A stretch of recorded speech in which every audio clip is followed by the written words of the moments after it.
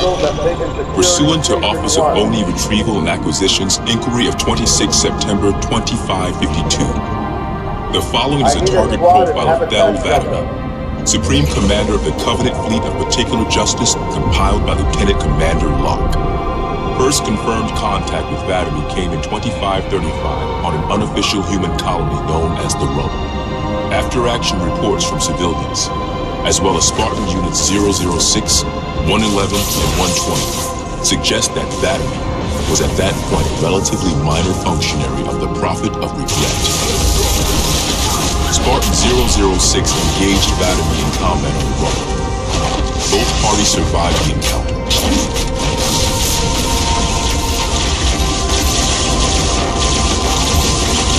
Shortly after 2535, the UNSC first encountered the newly formed Covenant Fleet of Particular Justice, now led by... We don't have much time.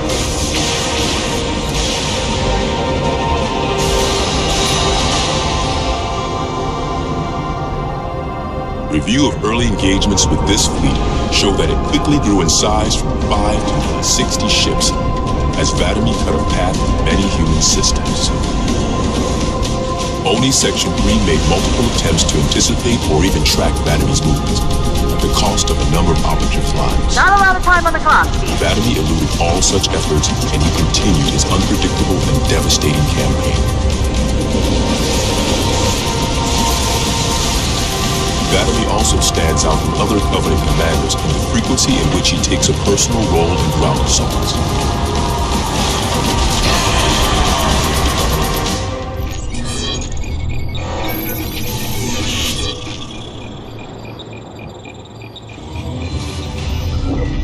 Camber was a major manufacturing center for UNSC fleet materials with a population of 5.6 million. After discovering Camber's location, Vadami penetrated the early warning perimeter without alerting UNSC forces and began his ground and orbital attacks before most of the planet knew they were in danger. While 17 of his ships bombed key defensive positions, Vadami led a group of elites in a personal assault on UNSC System HQ. One of the first units to engage Vadami was the 3rd Battalion Reserves, who were so unprepared for the arrival of the Covenant forces that Vadami found them unarmed and defenseless.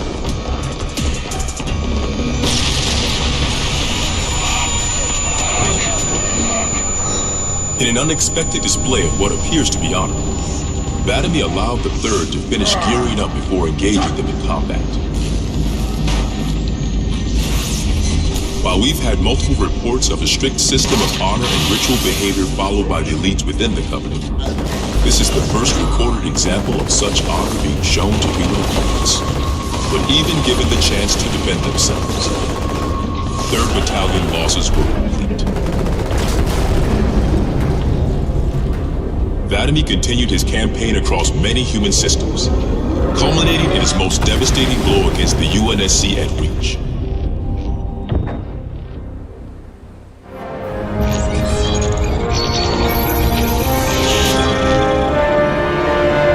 Most recent and damaging blow to the UNSC is the fall of Reach. ONI has still not been able to fully determine how Vadami located the planet. Once again, he caught us completely by surprise when his forces arrived in orbit and on the ground. Vadami is responsible for over 1 billion total casualties and the loss of at least 7 human planets. His forces have defeated all UNSC counterattacks at the cost of 123 fleet vessels and over 23,000 personnel. And now with Reach lost, ONI and UNSC Strategic AI report a 0% confidence that the Navy can stop Vadami through traditional means. In the opinion of this investigator, Vadami is the most dangerous Covenant military asset on the field. It's common knowledge that the Covenant have a significant technological advantage over the UNSC, but are sometimes inflexible in their tactics. This is not the case for Vadami. We cannot predict what he'll do next, but given time, we fear he will dismantle all remaining UNSC strongholds.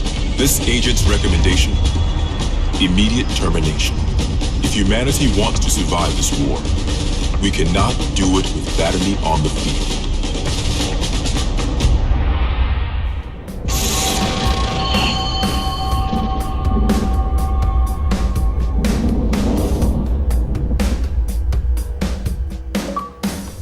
We keep moving, Arbiter. The heretic leader towers below.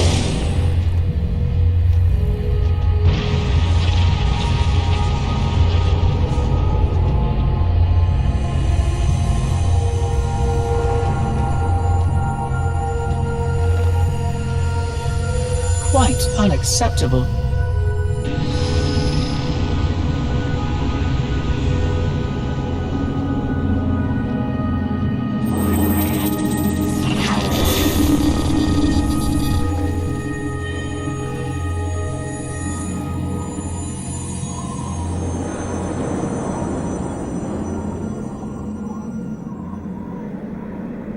Glorious day.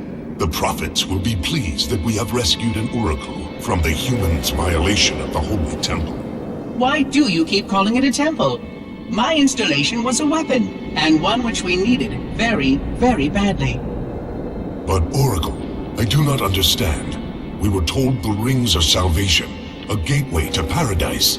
Told? By whom? Anyone who told you that is a fool, or quite mad.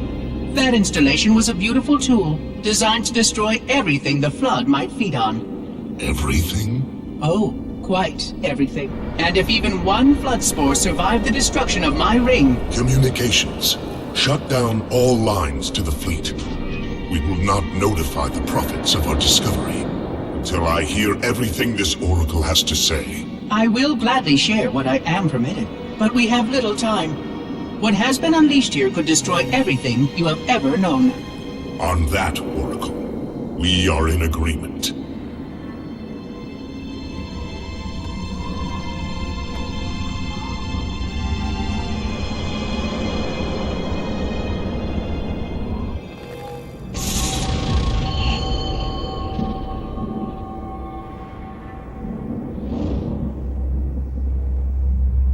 Your actions do not make sense. Proper protocol for a Flood outbreak is to establish immediate infection reporting. Communications must be maintained with all local forces in order to track any spread of the parasite. There are no local forces, Oracle. For now, all you have is me. But I tracked multiple ships in orbit, including some remaining human presence. In light of the danger posed by the Flood, surely you can set aside this disagreement with the humans. No! Anything still alive in orbit is our enemy. The humans have very good cause to kill us on sight, and the knowledge you've shared with me casts doubt on the entire purpose of our covenant. If any of our ships remain above us, they are not the help you seek. But why would they not provide assistance? Because of this talk of prophecies and journeys? I learned a small amount about your covenant before that reclaimer blew up my installation, but my understanding is incomplete. The AI I encountered on board one of your ships was less than forthcoming. What you need to know, Oracle, is that thousands of years ago, at the founding of our great covenant, a bargain was struck between the prophets and the elites. A bargain which I fear will be the end of us.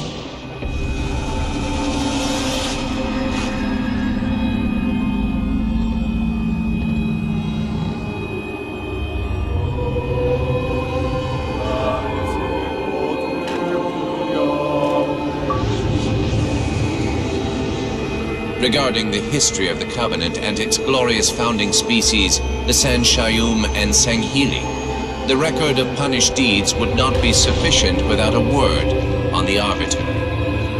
Not the consignment of shame that it is currently, but what came before, the legendary warriors of Sanghili past.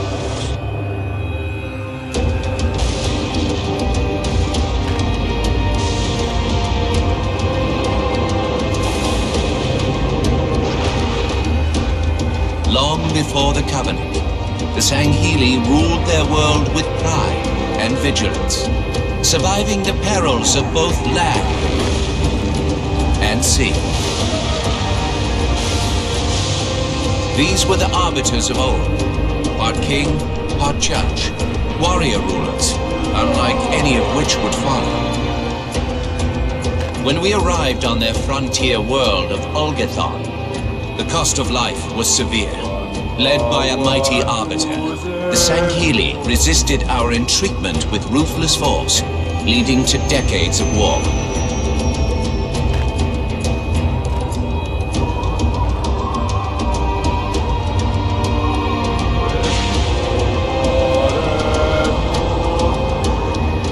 We would eventually triumph, of course. And when we did, we would not ignore the mantle of the Arbiter. Like all things, we would bend the Sangheli to our own ends. The Arbiters would become the very will of the Prophets.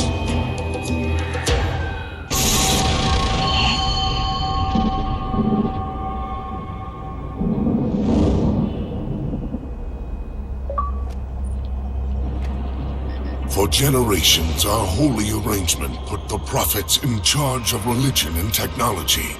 The elites led our military forces to convert new species and find relics such as your halo.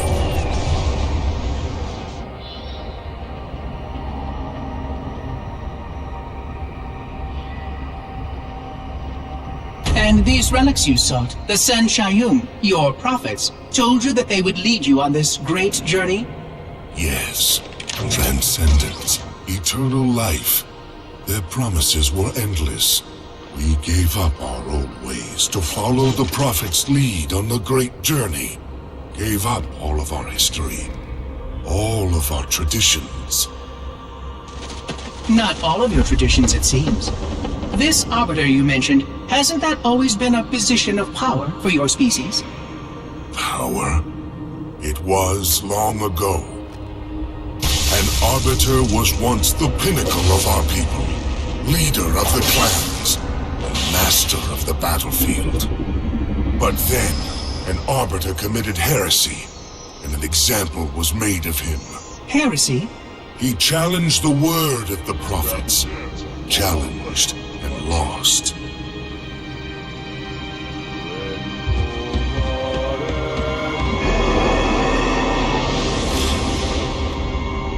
So the title of Arbiter became a badge of shame for our most spectacularly failed warriors. Yes. They were accomplished manipulators. Back before the firing of the array. I see at least that hasn't changed. Manipulators? What? And before? Before when? I will explain later. Right now, I want you to tell me everything you can of these Arbiters.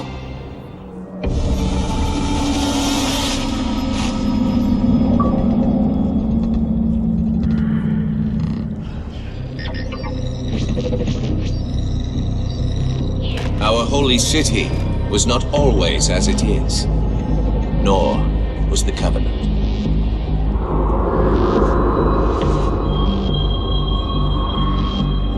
At one time, it was only Sanshayum and Sangheli, but as we grew, and new species were added to our number, radical steps had to be taken. Our first encounter with the Let Golo was an effort in futility. The blasphemous creatures had devoured a Forerunner orbital, shattering its remains into 1 trillion pieces. What was left became the Rings of Te. As no conventional methods could purge the rings of their infestation, we sent one of our most faithful, an Arbiter. For a full year, this Arbiter ventured across the surface of one of their moons, learning both their strengths and their weaknesses. It was there that we discovered the Let Golo's secret.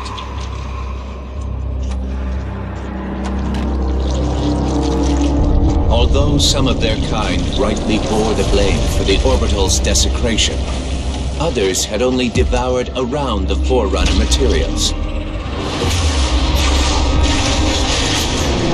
And with reasoning and much labor, these could be used to serve the Covenant. And by these means, the great Arbiter had given us one of our most sought-after treasures, access to innumerable processing pathways of the mighty Forerunner Dreadnought and to the many secrets it held.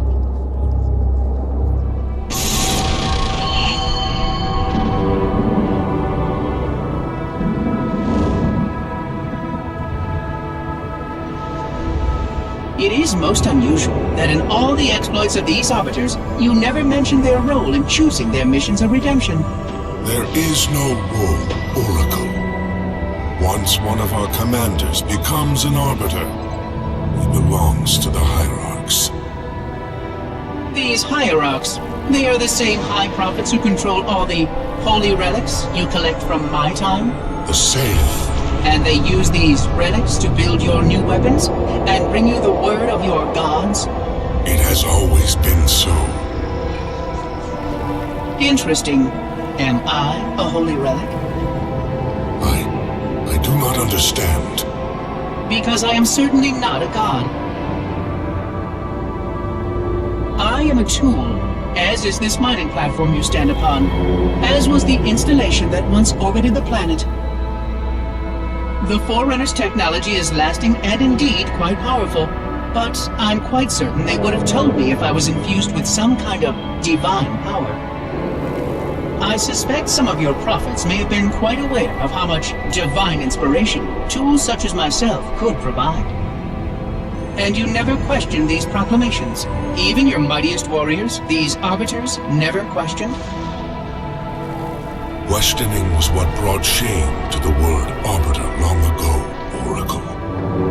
How disappointing. I fear now that there are many questions we should have been asking for a long, long time. I would be more than happy to answer any such questions, but I have a few more for you. Continue your tale of these Arbiters.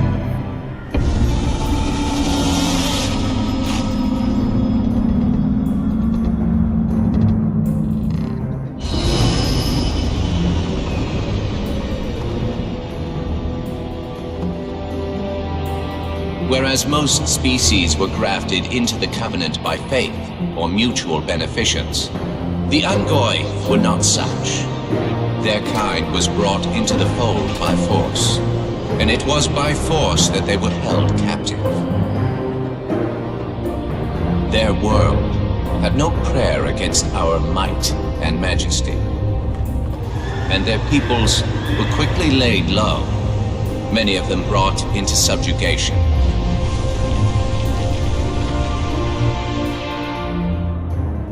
Yet while some species would perish under such pressure, others rise to the occasion, taking arms if need be, fighting back.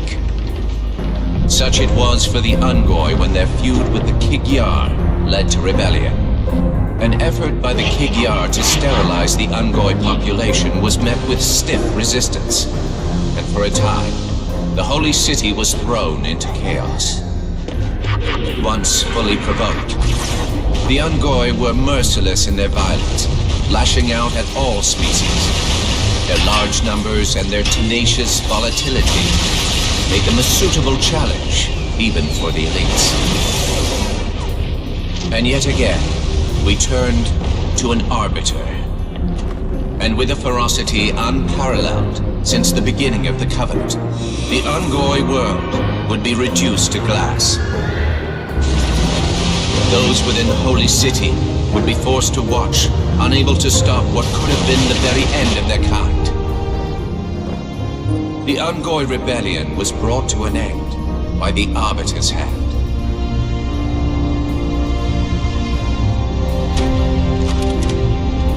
Their world was not completely lost, and those who survived within high charity found some measure of mercy.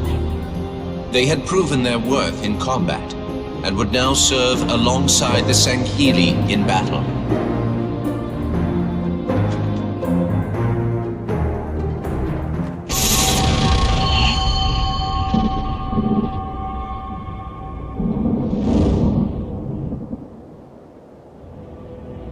I'm starting to fear that you're not very smart. Mind your tongue, Oracle. Oh, I mean no offense. I'm not talking about you. I'm talking about your species. How long have these prophets been anointing Arbiters? Since the fall of Falchavami, The first disgraced Arbiter, roughly 400 years ago. Incredible! And in all this time, it never occurred to you how convenient it was that your prophets were able to find a powerful, capable leader among your people, who happened to suddenly commit a terrible blasphemy every time the power structure of your covenant was threatened. I do not understand. You do little to dissuade my fears. Then teach me. Looking back at the record of the Arbiters you discussed, was it not surprising to anyone that those chosen to become Arbiter were more than simple warriors? How so? Each of them had significant political influence among your people. In some cases, that influence was already being used to question the decisions of your hierarchs. In fact, that very questioning often gave rise to the charges of heresy that so neatly removed the challenger from the hierarch's concern. And once they were branded Arbiter, they promptly and quite cheerfully ran to meet their deaths. all our lives we look down at the path, put our feet where the prophets tell us. All our lives spent convincing ourselves of the truth of our covenant. Could all of it truly have been wasted? Let's hope not all of it, for we have a great deal of work to do. The Flood is still out there, so I require a cooperative reclaimer to enact proper containment procedures. But your Covenant keep trying to kill all the reclaimers I can find. All this bickering is quite a deadly waste of time.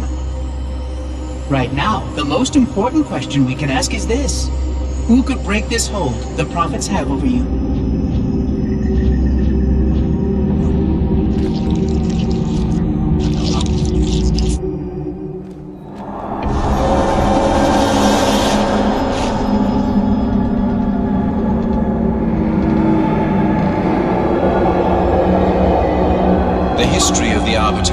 Is one of both legend and infamy. Their name has been corrupted by great shame, though the contemporary is perhaps the most confounding of all. Thel 'Vadamee was born of noble blood, the legendary House of Vada. His family's renown demanded great expectations for his military career, and he would meet them all.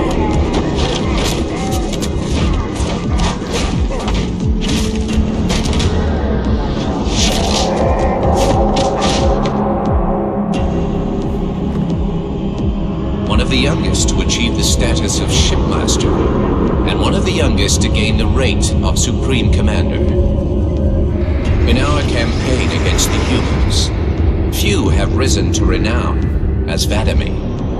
World after human world, all laid low for the sake of the great journey. But then came Halo. Shame unto shame. He failed his greatest charge, and the sacred ring was desecrated. By such disgrace, Thel 'Vadamee became the Arbiter.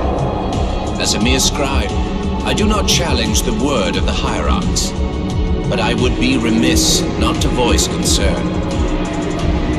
This Sangheili should have been put down, publicly slain as an example to all of our prayerful expediency.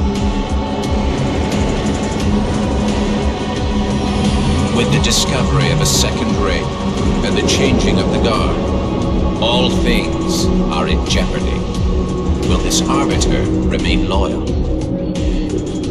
Or will he stand with his people as they are abolished by our newfound might? I would never openly challenge the divine proclamations of a hierarch, but this Arbiter is a risk I would not have tolerated. And I now fear the days of the Covenant.